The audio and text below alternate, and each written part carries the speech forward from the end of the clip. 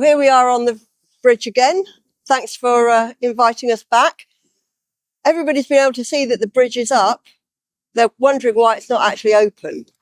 Okay, Maggie. So as you say, it's almost exactly 2 years to the day since we decided we were going to demolish, because I remember doing the radio interviews. And at that point, we had no design, no budget, no project team. And here we have a bridge, or an incomplete one. So why isn't it open? If you look behind us, there's a 15 to 20 metre gap, and there's a similar gap at the other end. We've got approximately 10,000 cubic metres of material to infill. And we're going into a period now where we're very weather dependent. As it stands at the moment, we're still looking at a spring opening next year. But as I say, this is the risky period. Yeah, because that's a big gap to fill. Yeah, it is, certainly. And I guess the question, the subsequent question would be, could you open it in phases? Well, the answer is no.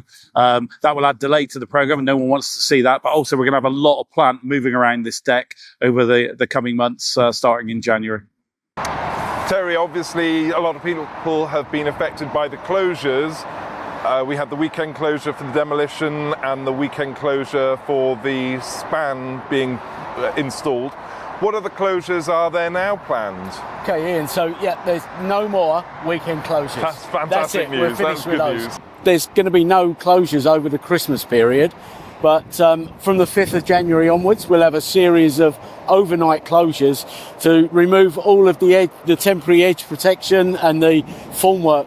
So people will then start to see the bridge exposed, how it's going to look in its final finished state.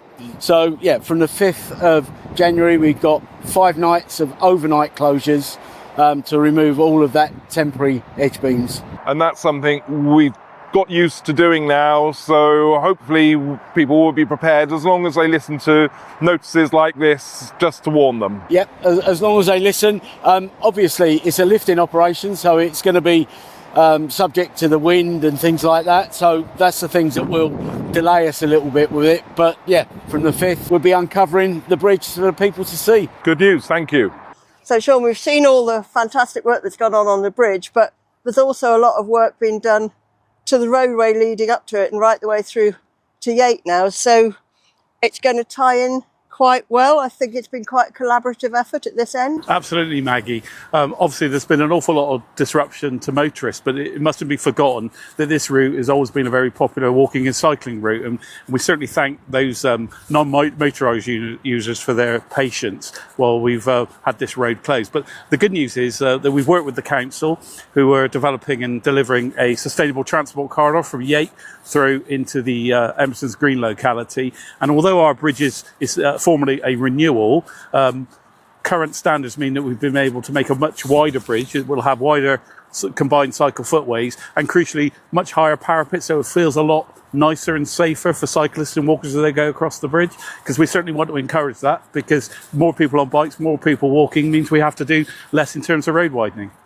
That's excellent, and it'll all tie in beautifully with the new cycleways right the way through. Absolutely, yeah, it's going to be quite impressive when it's finished.